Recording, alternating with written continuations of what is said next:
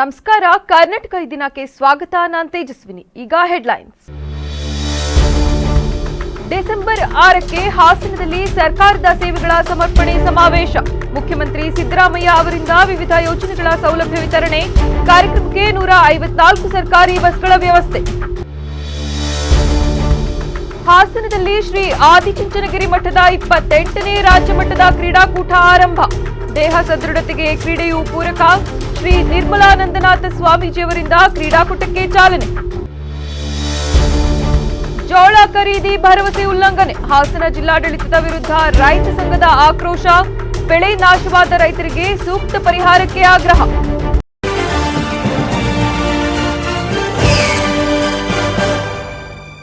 ಸರ್ಕಾರದ ವಿವಿಧ ಸೇವೆಗಳ ಸಮರ್ಪಣಾ ಸಮಾವೇಶ ಡಿಸೆಂಬರ್ 6ರಂದು ಜರುಗಲಿದ್ದು, ಮುಖ್ಯಮಂತ್ರಿ ಸಿದ್ದರಾಮಯ್ಯ ಹಾಗೂ ಉಪಮುಖ್ಯಮಂತ್ರಿ ಡಿಕೆ ಶಿವಕುಮಾರ್, ವಿವಿಧ ಇಲಾಖೆಯ ಸಚಿವರು ಭಾಗವಹಿಸಲಿದ್ದಾರೆ ಎಂದು ಜಿಲ್ಲಾಧಿಕಾರಿ ಕೆಎಸ್ ಲತಾಕುಮಾರಿ ತಿಳಿಸಿದರು. ಜಿಲ್ಲಾಧಿಕಾರಿ ಕಚೇರಿಯಲ್ಲಿ ಸುದ್ದಿಗಾರರೊಂದಿಗೆ ಮಾತನಾಡಿದ ಅವರು, ಬೆಳಗ್ಗೆ 11 ಗಂಟೆಗೆ ಕಾರ್ಯಕ್ರಮ ಪ್ರಾರಂಭವಾಗಲಿದ್ದು ಸುಮಾರು 3 ಗಂಟೆ ವೇಳೆಗೆ ಮುಕ್ತಾಯಗೊಳ್ಳಲಿದೆ. ಅಲ್ಲದೆ ತೋಟಗಾರಿಕೆ, ಕೃಷಿ ಸೇರಿದಂತೆ ವಿವಿಧ ಇಲಾಖೆಗಳ ಸುಮಾರು 15ಕ್ಕೂ ಹೆಚ್ಚು ಮಳಿಗೆಗಳ ಪ್ರದರ್ಶನ ಹಾಗೂ ಮಾರಾಟ ವ್ಯವಸ್ಥೆ ಕಲ್ಪಿಸಲಾಗಿದೆ. ಈ ಕಾರ್ಯಕ್ರಮದಲ್ಲಿ ಕಂದಾಯ ಇಲಾಖೆಗೆ ಸಂಬಂಧಿಸಿದಂತೆ ಸುಮಾರು 70,000 ಕುಟುಂಬಗಳಿಗೆ ವಿವಿಧ ಯೋಜನೆಗಳ ಅಡಿ ಸೌಲಭ್ಯಗಳನ್ನು ಕಲ್ಪಿಸಲಾಗುತ್ತಿದೆ. ಕಾರ್ಯಕ್ರಮಕ್ಕೆ ಜಿಲ್ಲಾ ಉಸ್ತುವಾರಿ ಸಚಿವ ಕೃಷ್ಣ ಬೈರೇಗೌಡ ಹಾಗೂ ಜಿಲ್ಲೆಯ ಎಲ್ಲ ಜನಪ್ರತಿನಿಧಿಗಳು ಉತ್ತಮ ಸಹಕಾರ, ಮಾರ್ಗದರ್ಶನ ನೀಡಿದ್ದಾರೆ.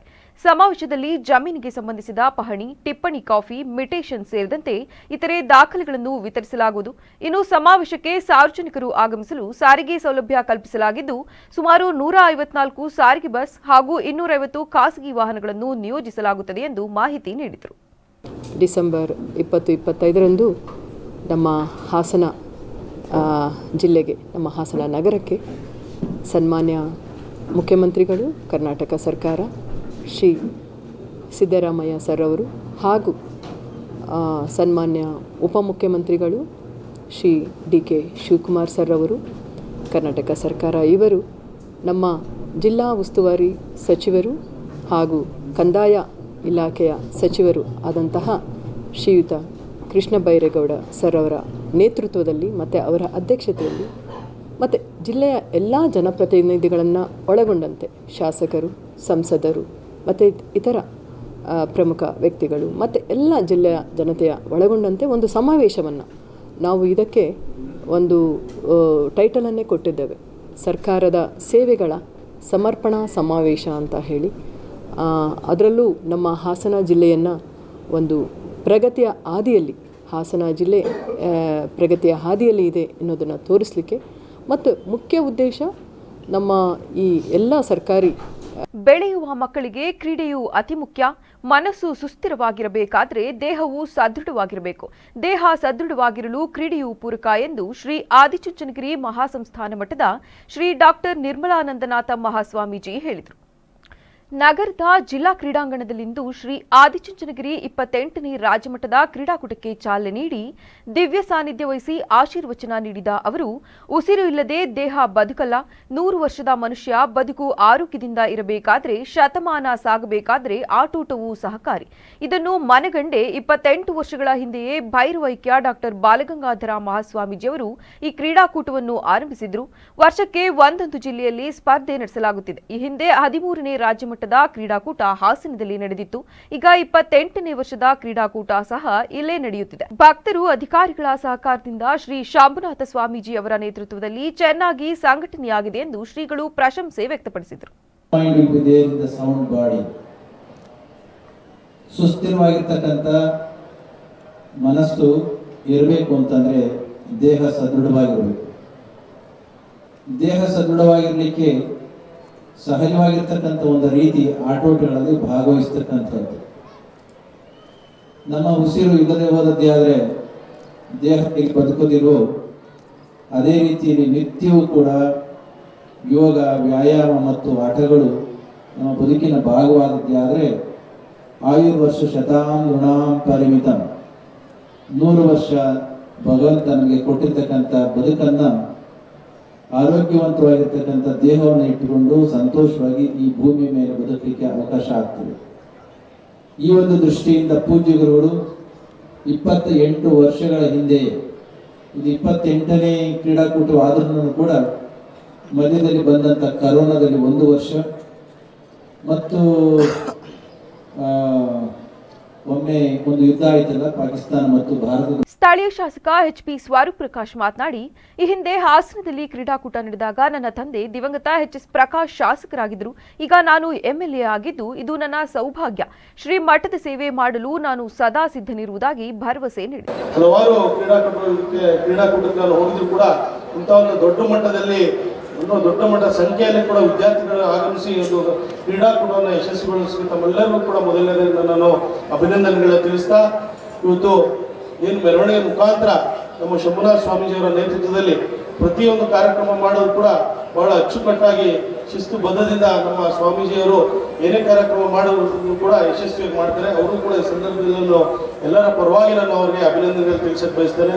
ಎಲ್ಲೋ ಒಂದು ಕಡೆ ನಮ್ಮ ಹಾಸನ ಜಿಲ್ಲೆಯಲ್ಲಿ ಹಿಂದೆ 2009ರಲ್ಲಿ ನಮ್ಮ ರಾಜ್ಯ ಮಟ್ಟದ ಆದಿಚುಂಚನಗಿರಿ ಸಂಸ್ಥೆಯ ಕ್ರೀಡಾಕೂಟ 2009ರಲ್ಲಿ ನಡೆದಿತ್ತು ಅಂತ ನಮ್ಮ ಸ್ವಾಮೀಜಿಯವರು ಹೇಳ್ತಾ ಇದ್ರು.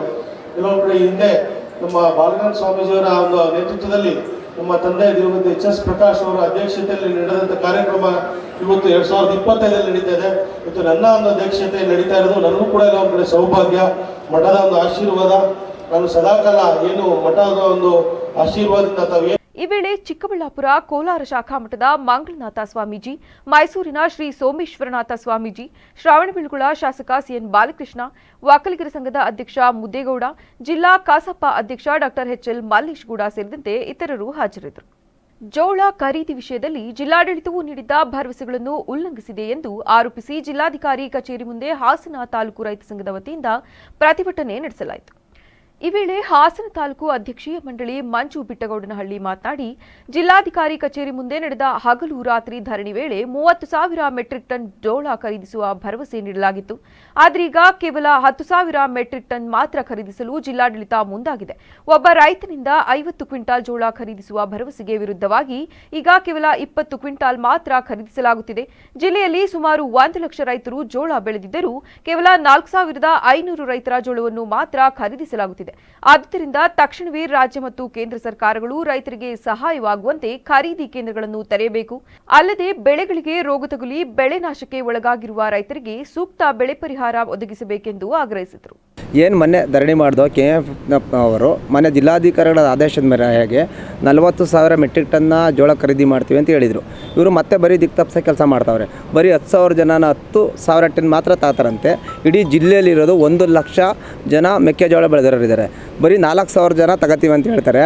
ಬರೀ ಬೂಟಾಟಿಕೆ ಆಯಿತು. ಅದರಿಂದ ಮನೆ ಜಿಲ್ಲಾಧಿಕಾರಿಗಳ ನೇತೃತ್ವದಲ್ಲಿ ಸಭೆ ನಡೆಸಿ ಈ ಥರ ಮೋಸ ಮಾಡ್ತಾರೆ ಅಂದರೆ ಅದನ್ನು ಮನೆ ಜಿಲ್ಲಾಧಿಕಾರಿಗಳ ಗಮನಕ್ಕೆ ತರೋಣ ಅಂತ ಹೇಳ್ಬಿಟ್ಟು ನಮ್ಮ ವರಿಷ್ಠರಾದ ನಾವೆಲ್ಲ ಬಂದಿದ್ವಿ. ಮತ್ತು ಪ್ರಮುಖವಾಗಿ ಪ್ರತಿ ಜಿಲ್ಲೆಗೆ ಬೆಳೆ ಪರಿಹಾರ ಅಂತ ಬಂದಿದೆ. ಆದರೆ ಹಾಸನ ಜಿಲ್ಲೆ ರಾಜಕಾರಣಿಗಳು ಏನು ಮಾಡ್ತಾರೋ ಗೊತ್ತಿಲ್ಲ. ಏಕೆ ಅಂದರೆ 16 ಕೋಟಿ ಹಾವೇರಿ ಜಿಲ್ಲೆಗೆ ಬಂದಿದೆ, ಹಾಸನ ಜಿಲ್ಲೆಗೆ ಬರೀ 3 ಕೋಟಿಗೆ ಬಂದಿದೆ. ಆ ಪರಿಹಾರನೂ ಕೊಡೋಕ್ಕಾಗಲ್ಲ. ಇಡೀ ಇವತ್ತು ಬೆಳೆ ಸಮೀಕ್ಷೆನ ಅಧಿಕಾರಿಗಳು ಮತ್ತು ರೈತರ ನೇತೃತ್ವದಲ್ಲಿ ಸಮೀಕ್ಷೆ ಮಾಡಿರೋದನ್ನ ಇವರು ಒಂದು ಬೆಳೆ ಪರಿಹಾರ ಕೊಡಲ್ಲ ಅಂದರೆ ಅದರಿಂದ ಸಿದ್ದರಾಮಯ್ಯನವರು 6ನೇ ತಾರೀಕು ಬರ್ತಾರಂತೆ. ಅಷ್ಟರೊಳಗೆ ನಮಗೆ ಈ ಪರಿಹಾರನ ಹಾಕಿಸಿ ರೈತರಿಗೆ plus 4 lakh metric ton Hassan ಜಿಲ್ಲೆ ಜೋಳ ಇದೆ ಅಂತ ಮಾಹಿತಿ ಇದೆ. ನಾವು ಬರೀ 10,000 ಅಂದರೆ ಸಾಯನಿಗೆ ಬಾಯಿ ನೀರು ಬಿಟ್ಟದು. ಅದರಿಂದ ಈ ಥರದ ತಾರತಮ್ಯ ಬೇಡ. ಎಲ್ಲರೂ ರೈತರು ಬೆಳೆದಿದ್ದಾರೆ. ನಿಜವಾದ ರೈತರು. ಹಾಸನ ತಾಲೂಕಿನ ಶಾಂತಿಗ್ರಾಮ ಹೋಬಳಿಯ ಚಿಗಳ್ಳಿ ಹಾಗೂ ಅಕ್ಕಪಕ್ಕದ ಗ್ರಾಮಸ್ಥರು ಗ್ರಾಮಗಳ ಸರ್ವೆ ನಂಬರ್ಗಳಲ್ಲಿ ನಿಯಮಗಳನ್ನು ಉಲ್ಲಂಘಿಸಿ ಕಲ್ಲುಗಣಿಗಾರಿಕೆ ಮತ್ತು ಸ್ಟೋನ್ ಕ್ರಷರ್ಗಳನ್ನು ನಡೆಸಲಾಗುತ್ತಿದೆ ಎಂದು ಆರೋಪಿಸಿ ಜಿಲ್ಲಾಧಿಕಾರಿಗಳಿಗೆ ಪ್ರತಿಭಟನೆ ನಡೆಸಿ ದೂರು ಸಲ್ಲಿಸಿದರು. ಈ ವೇಳೆ ಸಾಮಾಜಿಕ ಹೋರಾಟಗಾರ ಶಿವಕುಮಾರ್ ಮಾತನಾಡಿ, ದೇವಸ್ಥಾನ, ಕೆರೆ, ಕೃಷಿ ಜಮೀನು, ಊರು ಮತ್ತು ಮೀಸಲು ಅರಣ್ಯಗಳ ಅಕ್ಕಪಕ್ಕದಲ್ಲಿ ಗಣಿಗಾರಿಕೆ ನಡೆಸಬಾರದೆಂಬ ನಿಯಮವಿದ್ದರೂ ಕೂಡ ಅದನ್ನು ಗಾಳಿಗೆ ತೂರಲಾಗಿದೆ. ಗುತ್ತಿಗೆ ಪಡೆದಿದ್ದಕ್ಕಿಂತ ಹೆಚ್ಚಿನ ಜಾಗದಲ್ಲಿ ಮತ್ತು ಆಳವಾಗಿ ಗಣಿಗಾರಿಕೆ ನಡೆಸಿ ಸರ್ಕಾರಕ್ಕೆ ಕೋಟ್ಯಾಂತರ ರೂಪಾಯಿ ತೆರಿಗೆ ವಂಚಿಸಿ ನಷ್ಟ ಉಂಟು ಮಾಡಲಾಗಿದೆ. 10-12 ಚಕ್ರದ ಭಾರೀ ಟಿಪ್ಪರ್ಗಳು ಪರವಾನಗಿ ಪಡೆಯದೆ 25ರಿಂದ 30 ಟನ್ಗಳಷ್ಟು ಎಂ ಸ್ಟ್ಯಾಂಡ್ ಮತ್ತು ಕಲ್ಪುಡಿಗಳನ್ನು ಸಾಗಿಸುತ್ತಿದ್ದು, ಇದರಿಂದ ರಸ್ತೆಗಳು ಮತ್ತು ಸೇತುವೆಗಳು ಮುರಿದು ಬಿದ್ದು ಸುತ್ತಮುತ್ತಲಿನ ಜನರ ಓಡಾಟಕ್ಕೆ ತೀವ್ರ ತೊಂದರೆಯಾಗಿದೆ. ಕೂಡಲೇ ಜಿಲ್ಲಾಧಿಕಾರಿಯವರು ಈ ಬಗ್ಗೆ ಗಮನ ಹರಿಸಿ ಕ್ರಮ ಜರುಗಿಸಬೇಕೆಂದು ಒತ್ತಾಯಿಸಿದರು. ನಮ್ಮ ಹಾಸನ ತಾಲೂಕು ಶಾಂತಿಗ್ರಾಮ ಹೋಬಳಿ ಚಿಗಳ್ಳಿ ಗ್ರಾಮ ಅಂತ ಒಂದು ಊರಿದೆ. ಆ ಗ್ರಾಮದಲ್ಲಿ ಕಲ್ಲು ಗಣಿಗಾರಿಕೆ ಮತ್ತು ಕ್ರಷರ್ಗಳಿಂದ ಆ ಚಿಗಳ್ಳಿ ಗ್ರಾಮದವರಿರ್ಬೋದು, ಅಕ್ಕಪಕ್ಕದ ಗ್ರಾಮದವರಿರ್ಬೋದು, ಯಾರೂ ಸಹ ನೆಮ್ಮದಿಯಾಗಿ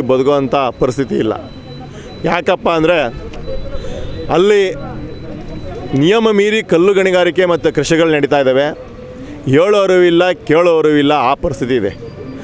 ಈ ಕ್ರಷರ್ಗಳಿಂದ ಧೂಳು ಯಾವ ಮಟ್ಟಕ್ಕಿದೆ ಅಂದರೆ ಸುಮಾರು 1.5 to 2 ಕಿಲೋಮೀಟ್ರ್ ರೇಡಿಯಸ್ ಆ ಕಲ್ಲಿನ ಧೂಳು ನಮ್ಮ ರೈತರು ಬೆಳೆದಂಥ ಬೆಳೆಯ ಮೇಲೆ ಹೋಗಿ ಕೂರ್ತಾ ಇದೆ. ಆ ಆಹಾರವನ್ನು, ಜೋಳ ಇರ್ಬೋದು, ರಾಗಿ ಇರ್ಬೋದು, ಭತ್ತ ಇರ್ಬೋದು, ಅದನ್ನು ನಾವು ತಿಂದು ಬದುಕುವಂಥ ಪರಿಸ್ಥಿತಿ ಬಂದಿದೆ. ಆದ್ದರಿಂದ ನಮ್ಮ ಏನು ಬೆಳೆದಂಥ ರೈತರುಗಳು ತಿಂತೀವಿ ಅನ್ನ, ಆ ಅನ್ನದಿಂದ ನಾವು ರೋಗಗಳಿಗೆ ತುತ್ತಾಗಿ ಮುಂದಿನ ದಿನಗಳಲ್ಲಿ ಪಶ್ಚಾತ್ತಾಪ ಪಡಿಸೋ ಪರಿಸ್ಥಿತಿ ಬಂದಿದೆ. ಈಗಲೂ ಸಹ ಕೆಲವರು ರೋಗಗ್ರಸ್ತರಾಗಿದ್ದಾರೆ. ಮೊನ್ನೆ ಒಬ್ಬರು ಮಹೇಶ್ ಅಂತ ಇದ್ದಾರೆ, ಅವ್ರದ್ದು ಸಹ ಅಲ್ಲಿನ ಕಲ್ಲಿನ ಧೂಳಿನ ಜೋಳ ತಿಂದು ಅದು ಸತ್ತೋಗಿದೆ. ಇಂಥ ಪರಿಸ್ಥಿತಿ ಆ ಗ್ರಾಮಕ್ಕೆ ಮತ್ತು ಸುತ್ತಮುತ್ತಲ ಗ್ರಾಮಕ್ಕೆ ಬಂದಿದೆ. ಅಲ್ಲದೆ ರಸ್ತೆ ವ್ಯವಸ್ಥೆ ಕಳೆದ 30 ರಿಂದ 40 ವರ್ಷಗಳಿಂದ ನೆನೆಗುದಿಗೆ ಬಿದ್ದಿರುವ ದಲಿತರ ಸಮಸ್ಯೆಗಳ ಬಗ್ಗೆ ಜಿಲ್ಲಾಡಳಿತವು ದಿವ್ಯ ನಿರ್ಲಕ್ಷ್ಯ ತಾಳಿದೆ ಎಂದು ಆರೋಪಿಸಿ ಕರ್ನಾಟಕ ದಲಿತ ಸಂಘರ್ಷ ಸಮಿತಿ ವತಿಯಿಂದ ಮುಖಂಡ ಕೃಷ್ಣದಾಸ್ ಅವರು ಜಿಲ್ಲಾಧಿಕಾರಿ ಕಚೇರಿ ಎದುರು ಪ್ರತಿಭಟನಾ ಧರಣಿ ನಡೆಸಿದರು. ಈ ಬಗ್ಗೆ ಮಾತನಾಡಿದ ಅವರು, ಹಾಸನ ತಾಲೂಕಿನ 9 ಹಳ್ಳಿಗಳ ಸುಮಾರು 21 ಜೀತ ವಿಮುಕ್ತ ಕುಟುಂಬಗಳಿಗೆ ಜಾಮೀನು ನೀಡಿ ಪುನರ್ವಸತಿ ಕಲ್ಪಿಸುವ ಹೋರಾಟ ದಶಕಗಳಿಂದ ನಡೆದಿದ್ದರೂ ಪ್ರಯೋಜನವಾಗಿಲ್ಲ. ಈ ನಡುವೆ 6 ರಿಂದ 7 ಜೀತ ವಿಮುಕ್ತರು ಭೂಮಿ ಪಡೆಯಲಾಗದೆ ಮೃತಪಟ್ಟಿದ್ದಾರೆ. ಅಲ್ಲದೆ ಮಹಾನಗರ ಪಾಲಿಕೆಯಾಗಿ ಮೇಲ್ದರ್ಜೆಗೇರಿದ ಹಾಸನ ನಗರಸಭೆಯ ಸುಮಾರು 200 ಪೌರ ಕಾರ್ಮಿಕರು ವಸತಿ ಮತ್ತು ಆರೋಗ್ಯ ಸೌಕರ್ಯದಿಂದ ವಂಚಿತರಾಗಿದ್ದಾರೆ. 6 ವರ್ಷಗಳ ಹಿಂದೆ ಆರಂಭವಾದ ಮೊದಲ ವಸತಿ ಕಾಮಗಾರಿ ಪೂರ್ಣಗೊಳ್ಳದೆ ಸ್ಥಗಿತಗೊಂಡಿದೆ. ಇದಲ್ಲದೆ ರೈತರ ಜಮೀನು ಪೋಡಿ ದುರಸ್ತು ಕಾರ್ಯ ನಡೆದರೂ ದಲಿತರ ಇನಾಮು ಜಮೀನಿನ ಪೋಡಿ ದುರಸ್ತು ಮಾಡಲು ಸಾಧ್ಯವಿಲ್ಲವೆಂದು ಕಂದಾಯ ಇಲಾಖೆ ಹೇಳುತ್ತಿದೆ ಎಂದು ಆರೋಪಿಸಿದರು. ನಾನು ದಲಿತರ ಹಲವಾರು ಸಮಸ್ಯೆಗಳ ಬಗ್ಗೆ ಜಿಲ್ಲಾಧಿಕಾರಿಗಳಿಗೆ ಇದೇ ಜಾಗದಲ್ಲಿ ನಿಂತು ನಾವು 100 ಜನ ಪ್ರತಿಭಟನೆ ಮಾಡೋದ್ರ ಮುಖಾಂತರ ದಲಿತರ 10 ಸಮಸ್ಯೆಗಳನ್ನ ಬಗೆಹರಿಸಿಕೊಡ್ಬೇಕು ಅಂತ ನಾವು ಮನವಿ ಸಲ್ಲಿಸಿದ್ವಿ. ಈಗ 5 ತಿಂಗಳಾಗಿದೆ. ನಾವು ಜನಸ್ಪಂದನ ಕಾರ್ಯಕ್ರಮದಲ್ಲೂ DC ಅವರು ನಡೆಸಿಕೊಟ್ಟಂಥ ಜನಸ್ಪಂದನ ಕಾರ್ಯಕ್ರಮದಲ್ಲಿ, ಉಸ್ತುವಾರಿ ಸಚಿವರು ನಡೆಸಿಕೊಟ್ಟಂಥ ಜನಸ್ಪಂದನ ಕಾರ್ಯಕ್ರಮದಲ್ಲಿ ಹಾಗೂ SC ST ಜಾಗೃತಿ ಸಭೆಯಲ್ಲೂ ಕೂಡ ನಮ್ಮ ಸಮಸ್ಯೆಗಳನ್ನ ಗಂಭೀರವಾಗಿ ತಿಳಿಸಿದರೂ ಕೂಡ ಈವರೆಗೆ ಜಿಲ್ಲಾಧಿಕಾರಿಗಳು ನಿರ್ಲಕ್ಷ್ಯ ಧೋರಣೆಯನ್ನು ತಾಳಿ ದಲಿತರ ಸಮಸ್ಯೆಗಳನ್ನ ಬಗೆಹರಿಸುವಲ್ಲಿ ವಿಫಲರಾಗಿದ್ದಾರೆ. ಆದ್ದರಿಂದ ಈ ದಿನ ನಾನು ವೈಯಕ್ತಿಕವಾಗಿ ಏಕಾಂಗಿಯಾಗಿ ನಾನು ಧರಣಿ ಸತ್ಯಾಗ್ರಹನ ಮಾಡ್ತಾಯಿದ್ದೀನಿ. ಏನು ಅಂತ ಹೇಳಿದರೆ, ದಲಿತರ ಜೀತ ವಿಮುಕ್ತರಿಗೆ ಭೂಮಿ ಕೊಡಬೇಕಾಗಿತ್ತು. ಇಷ್ಟು ವರ್ಷಗಳಾದರೂ ಕೂಡ ಭೂಮಿ ಕೊಟ್ಟಿಲ್ಲ. ಪೌರ ಕಾರ್ಮಿಕರಿಗೆ ಮನೆಗಳನ್ನ ಕಟ್ಟಿಸ್ಕೊಡ್ಬೇಕಾಗಿತ್ತು, ಮನೆಗಳನ್ನ ಕಟ್ಟಿಸ್ಕೊಟ್ಟಿಲ್ಲ. ಹಾಗೂ ಅಂಗ್ರಳ್ಳಿಯ ಅರಸೀಕೆರೆ ನೌಕೇಸ್ ಕಾಲೇಜ್ ಆಫ್ ಎಂಜಿನಿಯರಿಂಗ್ನ ಸಿವಿಲ್ ಎಂಜಿನಿಯರಿಂಗ್ ವಿಭಾಗದ ವತಿಯಿಂದ construction today practice and latest technologies ಎಂಬ ವಿಷಯದ ಕುರಿತು ಅತಿಥಿ ಉಪನ್ಯಾಸ ಕಾರ್ಯಕ್ರಮವನ್ನು ಆಯೋಜಿಸಲಾಗಿತ್ತು. ಕಾರ್ಯಕ್ರಮದಲ್ಲಿ ಪುರವಂಕರ ಲಿಮಿಟೆಡ್ನ ತಾಂತ್ರಿಕ ವಿಭಾಗದ ಕಾರ್ತಿಕೇಯನ್ ಆರ್ ಅವರು ಗೌರವಾನ್ವಿತ ವಕ್ತೃಗಳಾಗಿ ಭಾಗವಹಿಸಿ ಆಧುನಿಕ ನಿರ್ಮಾಣ ಕ್ಷೇತ್ರದಲ್ಲಿ ಕ್ರಾಂತಿಕಾರಿ ಬದಲಾವಣೆ ತರುತ್ತಿರುವ ಅಲ್ಯೂಮಿನಿಯಂ ಫಾರ್ಮ್ ವರ್ಕ್ ಸಿಸ್ಟಮ್ ಮತ್ತು ಪ್ರಿಕಾಸ್ಟ್ ಕನ್ಸ್ಟ್ರಕ್ಷನ್ ಟೆಕ್ನಾಲಜಿಗಳ ಬಗ್ಗೆ ತಿಳಿಸಿದರು. ವಿದ್ಯಾರ್ಥಿಗಳು ವೇಗವಾದ ನಿರ್ಮಾಣ ಚಕ್ರಗಳು, ಉತ್ತಮ ಗುಣಮಟ್ಟ ನಿಯಂತ್ರಣ, ವೆಚ್ಚದ ಕಾರ್ಯಕ್ಷಮತೆ ಮತ್ತು ಸುಸ್ಥಿರತೆ ಪ್ರಯೋಜನಗಳ ಬಗ್ಗೆ ಪ್ರಾಯೋಗಿಕವಾಗಿ ಜ್ಞಾನವನ್ನು ಪಡೆದರು. ಇನ್ನು ಈ ಸಂದರ್ಭದಲ್ಲಿ ಕಾರ್ತಿಕೇಯನ್ ಅವರು ಸಿವಿಲ್ ಎಂಜಿನಿಯರಿಂಗ್ ವಿಭಾಗದ ಸ್ಟೂಡೆಂಟ್ ಟೆಕ್ನಿಕಲ್ ಕ್ಲಬ್ ಲೋಗೋವನ್ನು ಅಧಿಕೃತವಾಗಿ ಬಿಡುಗಡೆ ಮಾಡಿದರು. ಸಾಕ್ಲೇಶ್ಪುರ ಪಟ್ಟಣದ ಶ್ರೀನಿವಾಸ ಕನ್ವೆನ್ಷನ್ ಕಲ್ಯಾಣ ಮಂಟಪದ ಆವರಣದಲ್ಲಿ ಇಂದು ಬೆಳಗ್ಗೆ ನಡೆದ ದತ್ತಮಾಲಾ ಅಭಿಯಾನಕ್ಕೆ ಶಾಸಕ ಸಿಮೆಂಟ್ ಮಂಜು ಚಾಲನೆ ನೀಡಿದರು. ಪ್ರತಿ ವರ್ಷ ನಡೆಯುವ ದತ್ತಪೀಠ ದತ್ತಾತ್ರೇಯ ಪಾದದರ್ಶನ ಯಾತ್ರೆಗೆ ಈ ಬಾರಿ ಸಾಕ್ಲೇಶ್ಪುರದಿಂದ ಸುಮಾರು 500ಕ್ಕೂ ಹೆಚ್ಚು ಭಕ್ತರು ದತ್ತಮಾಲೆ ಧರಿಸಿ ಪಾದುಕೆಯ ದರ್ಶನಕ್ಕೆ ತೆರಳುವುದರಿಂದ ಶ್ರೀನಿವಾಸ ಕನ್ವೆನ್ಷನ್ ಆವರಣ ಭಕ್ತಿ ಭಾವನೆಯಿಂದ ಕಂಗೊಳಿಸಿತು. ಈ ಸಂದರ್ಭದಲ್ಲಿ ಅಭಿಯಾನಕ್ಕೆ ಚಾಲನೆ ನೀಡಿ ಮಾತನಾಡಿದ ಶಾಸಕರು, ಪ್ರತಿ ವರ್ಷ ದತ್ತಮಾಲಾಧಾರಿಗಳ ಸಂಖ್ಯೆ ಏರಿಕೆಯಾಗುತ್ತಿದೆ. ಇದು ಧರ್ಮ ಜಾಗೃತಿ, ರಾಷ್ಟ್ರ ರಕ್ಷಣೆ ಮತ್ತು ಹಿಂದೂ ಸಂಸ್ಕೃತಿಯ ಬಗ್ಗೆ ಯುವಜನತೆ ತೆಗೆದುಕೊಳ್ಳುತ್ತಿರುವ ಹೊಣೆಗಾರಿಕೆಯ ಸಂಕೇತ. ಈ ಸಂದರ್ಭದಲ್ಲಿ ಅವರು ಇನ್ನಷ್ಟು ಮಹಿಳೆಯರು ದತ್ತಮಾಲೆ ಧರಿಸಿ ಪಾದುಕೆಯ ದರ್ಶನಕ್ಕೆ ತೆರಳುತ್ತಿರುವುದು ಸಂತೋಷದ ಸಂಗತಿ ಎಂದರು. ಈ ವರ್ಷವೂ ಕೂಡ ದತ್ತಮಾಲಾ ಅಭಿಯಾನದ ಅಂಗವಾಗಿ ಈ ದಿನ ಎಲ್ಲ ದತ್ತಮಾಲಾ ದಾರಿಗಳು ಸಕಲೇಶಪುರದಿಂದ ಸುಮಾರು 500ಕ್ಕೂ ಹೆಚ್ಚು ಸಂಖ್ಯೆಯಲ್ಲಿ ಈ ದಿನ ದತ್ತಪಾದಕೆಯನ್ನು ದರ್ಶನ ಮಾಡಲಿಕ್ಕೆ ಇವತ್ತು ದತ್ತಪೀಠಕ್ಕೆ ಹೊರಡ್ತಾ ಇದ್ದಾರೆ. ತುಂಬ ಸಂತೋಷದ ವಿಚಾರ.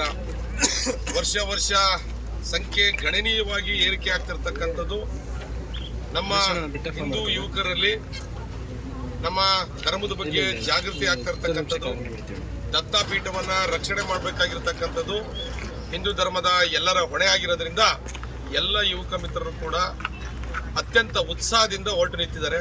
ತುಂಬ ಸಂತೋಷ ಆಗುತ್ತೆ. ನಮ್ಮೆಲ್ಲರ ಉದ್ದೇಶ ಒಂದೇ, ದತ್ತಪಾದಕೆಗೆ ಏನು ಹಿಂದೂ ಅರ್ಚಕರನ್ನ ನೇಮಕ ಮಾಡಿದರೆ ದಿನನಿತ್ಯ ಪೂಜೆ ಆಗಬೇಕು, ದತ್ತಪಾದಕೆಗೆ ದಿನನಿತ್ಯ ದರ್ಶನಕ್ಕೆ ಅವಕಾಶ ಸಿಗಬೇಕು ಅಂತಕ್ಕಂಥ ದೃಷ್ಟಿಯಿಂದ ಈ ಒಂದು ದತ್ತಮಾಲೆಯನ್ನು ಅತ್ಯಂತ ಯಶಸ್ವಿಯಾಗಿ ಸಕಲೇಶಪುರದಲ್ಲಿ ಆಯೋಜನೆಯನ್ನು ಮಾಡಿದ್ದಾರೆ.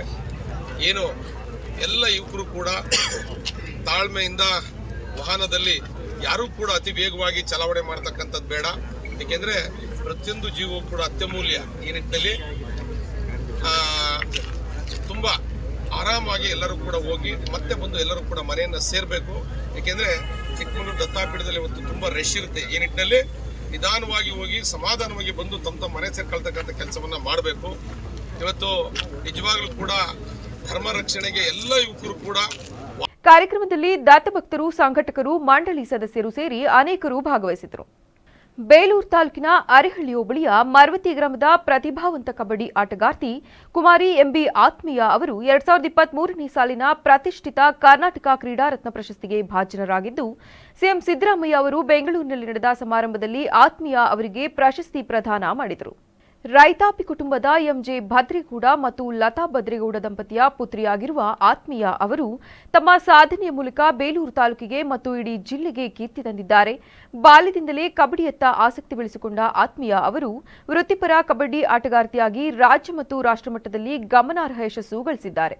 ಕರ್ನಾಟಕದ ಪರವಾಗಿ 10ಕ್ಕೂ ಹೆಚ್ಚು ಬಾರಿ ರಾಷ್ಟ್ರಮಟ್ಟದ ಕಬಡ್ಡಿ ಸ್ಪರ್ಧೆಗಳಲ್ಲಿ ಭಾಗವಹಿಸಿ ಆಲ್ ಇಂಡಿಯಾ ಇಂಟರ್ ಯೂನಿವರ್ಸಿಟಿ ಪಂದ್ಯಾವಳಿಗಳು ಮತ್ತು ಅಂತಾರಾಷ್ಟ್ರೀಯ ಮಟ್ಟದ ಟೂರ್ನಿಮೆಂಟ್ಗಳಲ್ಲೂ ಪಾಲ್ಗೊಂಡಿದ್ದಾರೆ. ಗ್ರಾಮೀಣ ಕ್ರೀಡೆಯಾದ ಕಬಡ್ಡಿಯಲ್ಲಿ ಆತ್ಮೀಯ ಅವರ ವಿಶಿಷ್ಟ ಸಾಧನೆಯನ್ನು ಗುರುತಿಸಿ ಕರ್ನಾಟಕ ಸರ್ಕಾರವು 2023ನೇ ಸಾಲಿನ ಕರ್ನಾಟಕ ಕ್ರೀಡಾ ರತ್ನ ರಾಜ್ಯದ ಅತ್ಯುನ್ನತ ಗ್ರಾಮೀಣ ಕ್ರೀಡಾ ಪ್ರಶಸ್ತಿಯನ್ನು ನೀಡಿ ಗೌರವಿಸಿದ್ದು, ಕಬಡ್ಡಿಗೆ ಹೊಸ ಭರವಸೆ ನೀಡಿದ ಈ ಸಾಧನೆ ಯುವ ಕ್ರೀಡಾ ಪ್ರತಿಭೆಗಳಿಗೆ ಪ್ರೇರಣಾದಾಯಕವಾಗಿದೆ. ಕಲಬುರಗಿ ಜಿಲ್ಲೆ ಆಳಂದ ತಾಲೂಕಿನ ಭೂಸನೂರ ಗ್ರಾಮದ ಸಹಕಾರ ಸರ್ಕಾರಿ ಕಾರ್ಖಾನೆ ಆಡಳಿತ ಮಂಡಳಿ ಚುನಾವಣೆಯಲ್ಲಿ ಅಧಿಕಾರಿಗಳು ಅಕ್ರಮವೆಸಗಿದ್ದಾರೆಂದು ಆರೋಪಿಸಿ ಬಿಜೆಪಿ ವತಿಯಿಂದ ಗುರುವಾರ ಕಲಬುರಗಿ ಡಿಸಿ ಕಚೇರಿ ಮುಂದೆ ಪ್ರತಿಭಟನೆ ನಡೆಸಲಾಯಿತು. ಮಾಜಿ ಶಾಸಕ ಸುಭಾಷ್ ಗುತ್ತೇದಾರ್ ಮತ್ತು ಅವರ ಪುತ್ರ ಹರ್ಷಾನಂದ ಗುತ್ತೇದಾರ್ ನೇತೃತ್ವದಲ್ಲಿ ನಡೆದ ಈ ಪ್ರತಿಭಟನೆಯಲ್ಲಿ ಸಕ್ಕರೆ ಕಾರ್ಖಾನೆ ಚುನಾವಣೆಯ ಮತದಾನದ ವೇಳೆ 3 ದಿನಗಳ ಹಿಂದೆ ನಡೆದಿದ್ದ ಜನತಾ ಬಜಾರ್ ಚುನಾವಣೆಯ ಬ್ಯಾಲೆಟ್ ಪೇಪರ್ಗಳನ್ನು ನೀಡಲಾಗಿದ್ದು, ಈ ಅಕ್ರಮದ ಹಿಂದೆ ಸ್ಥಳೀಯ ಶಾಸಕ ಬಿಆರ್ ಪಾಟೀಲ್ ಅವರ ಕೈವಾಡವಿದೆ ಎಂದು ಹರ್ಷಾನಂದ ಗುತ್ತೇದಾರ್ ಆರೋಪಿಸಿದರು.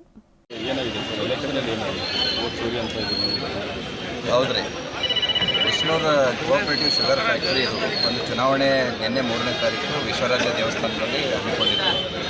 ಆ ಚುನಾವಣೆ ಪೂರ್ವದಿಂದ ಭಾಳಷ್ಟು ಆಕ್ರಮಣಗಳು ಮಾಡ್ತಾಯಿದ್ರು.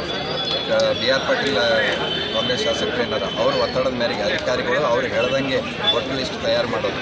ಅಂದರೆ ಯಾವ ರೀತಿ ಅಂತಂದರೆ, ನಾವು ದುಡ್ಡು ಕಟ್ಟಿದ್ದೀವಿ 4,000 ರಿನ್ವಾಲ್ವ್ ಮಾಡಿರಿ ಅಂತ ನಮ್ಮ ರೈತರು, ಅವ್ರಿಗೆ ರಿನ್ವಾಲ್ವ್ ಮಾಡಿಲ್ಲ.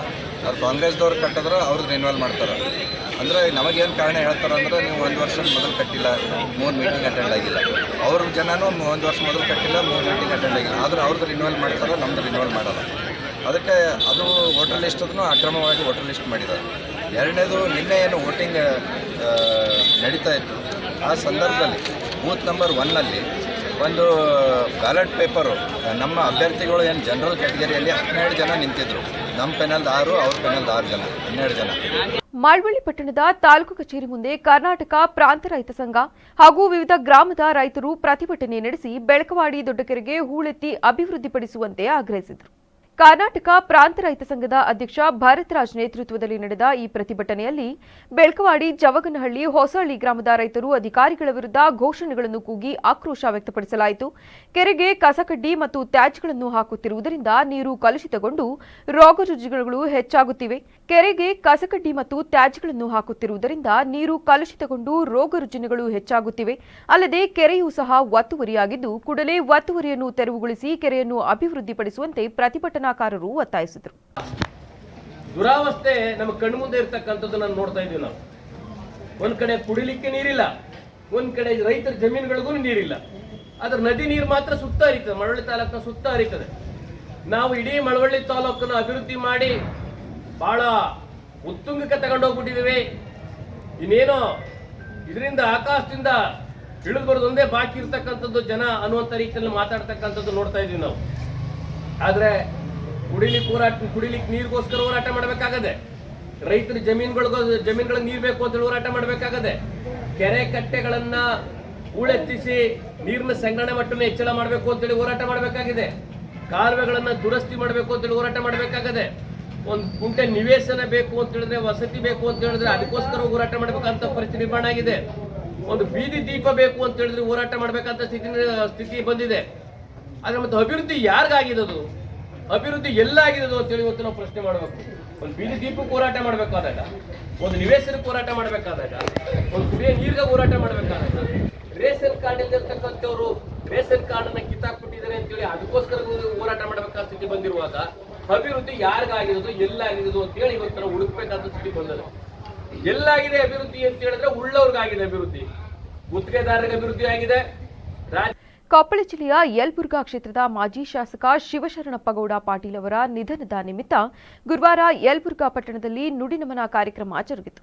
ಕಾರ್ಯಕ್ರಮದ ಸಾನ್ನಿಧ್ಯ ವಹಿಸಿದ್ದ ಪೂಜ್ಯ ಮಹಾದೇವ ಸ್ವಾಮೀಜಿ ಆಶೀರ್ವಚನ ನೀಡಿ, ಶಿವಶರಣಪ್ಪಗೌಡರು ಒಬ್ಬ ಬಸವಾಭಿಮಾನಿಯಾಗಿ ಸಾಮಾಜಿಕ ಹಾಗೂ ರಾಜಕೀಯ ಸೇವೆಯ ಮೂಲಕ ಸಹಸ್ರಾರು ಜನರ ಪ್ರೀತಿಯನ್ನು ಗಳಿಸಿದ್ದಾರೆ. ಅವರ ಆದರ್ಶ ತತ್ವಗಳನ್ನು ಮುಂದಿನ ಪೀಳಿಗೆಗೆ ಪರಿಚಯಿಸಿ ಅವರ ಕನಸನ್ನು ನನಸಾಗಿಸಲು ಪ್ರಯತ್ನಿಸಬೇಕೆಂದು ಕರೆ ನೀಡಿದರು. ಬದುಕು ಹೇಗಿತ್ತಂದ್ರೆ ಒಂದು ತೆರೆದ ಪುಸ್ತಕ. ಯಾವಾಗ್ಲೂ ಕೂಡ ಅವರ ದಾರಿ ಯಾವ ಕಡೆ ಇರ್ತದಂದ್ರೆ, ಯಾರು ಬಿದ್ದಾರ, ಯಾರು ನೊಂದಾರ, ಎಲ್ಲಿ ಒಂದಿಷ್ಟು ನೋವುಗಳದವ ಆ ಕಡೆ ಅವರ ದಾರಿಯನ್ನ ನಾವು ನೋಡ್ತಾ ಇದ್ವಿ. ಬಹುಶಃ ನಾನೀಗ ಬರುವಾಗ ಕೊಕ್ನೂರ್ಲಿಂದ ಇಲ್ಲಿ ಬರುವ ಸಮಯದೊಳಗ ಸನ್ನಾಳದ ಹಿರಿಯರನ್ನ ಭೇಟಿ ಆದ್ರು. ಅವ್ರು ಹೇಳ್ತಾ ಇದ್ರು, ಬುದ್ಧಿ ಎಲ್ಲಿ ಹೊಂಟಿರಿ ಅಂತ ಕೇಳಿದ್ರು. ಅವ್ರು ಇಲ್ಲ, ಹಿಂಗ ಹೋಗ್ಬೇಕಾಗಿದೆ, ಇವತ್ತು ಅವ್ರ ನುಡಿನಮನದ ಅಂದಾಗ ಅವ್ರು ಹೇಳಿದ್ರು, ಸನ್ನಾಳ ಹಿರಿಯರು, ಬುದ್ಧಿ ಶಿವಶರಣಪ್ಪಗೌಡ್ರು ಹೆಂಗಿದ್ರು ಅಂದ್ರೆ ನಮ್ಮೂರ್ ಮೇಲೆ ಬಹಳ ಅಭಿಮಾನ. ನಮ್ಮೂರ ಸಾಲೆ ಆಗೈತೆ ಅದಕ್ಕೆ ಕಾರಣ ಅವರು, ನಮ್ಮೂರ ಕೆರೆ ನಿರ್ಮಾಣ ಆಗೈತೆ ಅಂದ್ರೆ ಅವ್ರ ಕಾರಣ. ನಾಂದೆ ಒಂದು ಹಳ್ಳಿ ಈ ತರ ಅವ್ರ ಮಾತಾಡೋ ಮಾತುಗಳನ್ನ ಕೇಳಿದಾಗ ಬಹುಶಃ ಅವ್ರು ಇನ್ನಷ್ಟು ವರ್ಷಗಳ ಕಾಲ ನಮ್ಮೊಂದಿಗೆ ಇರಬೇಕಾಗಿತ್ತಲ್ಲ ಎಂಬ ಭಾವ ನಮ್ಮಲ್ಲಿ ಮೂಡುವುದು ಸಹಜ.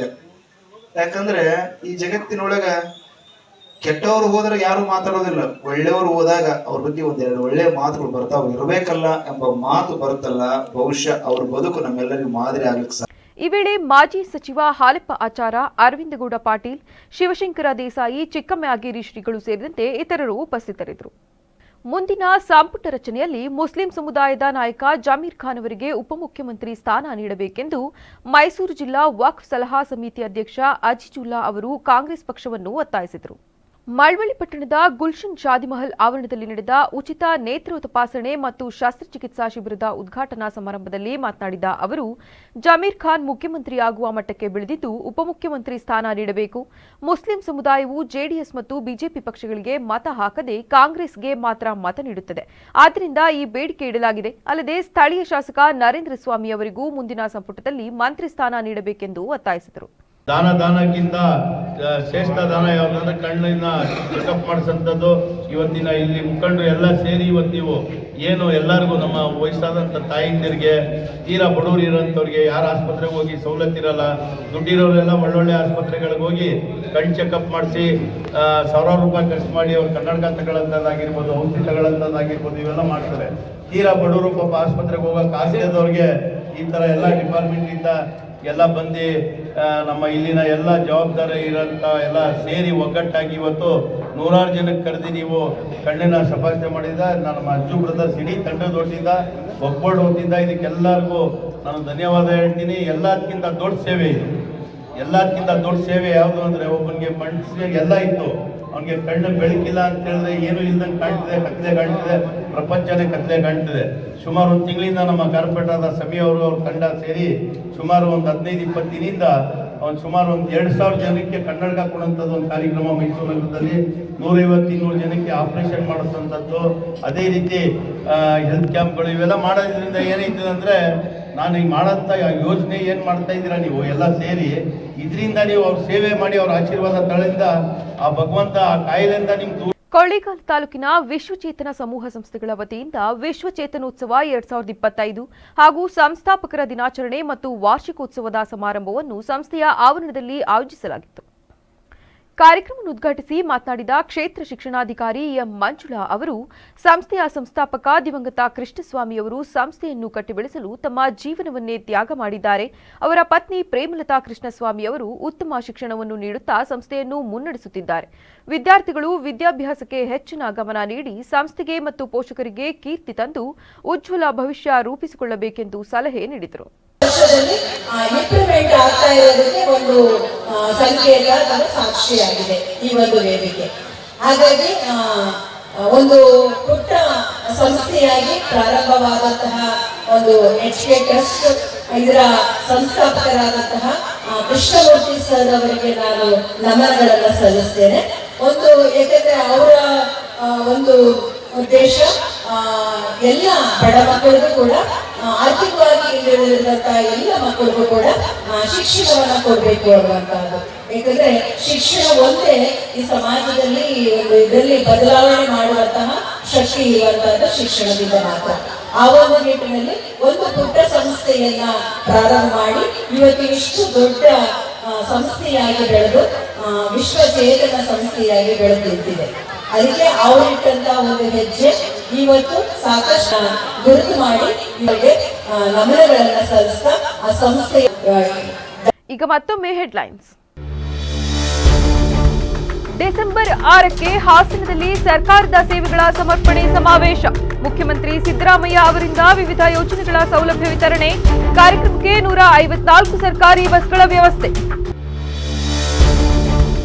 ಹಾಸನದಲ್ಲಿ ಶ್ರೀ ಆದಿಚುಂಚನಗಿರಿ ಮಠದ 28ನೇ ರಾಜ್ಯ ಮಟ್ಟದ ಕ್ರೀಡಾಕೂಟ ಆರಂಭ.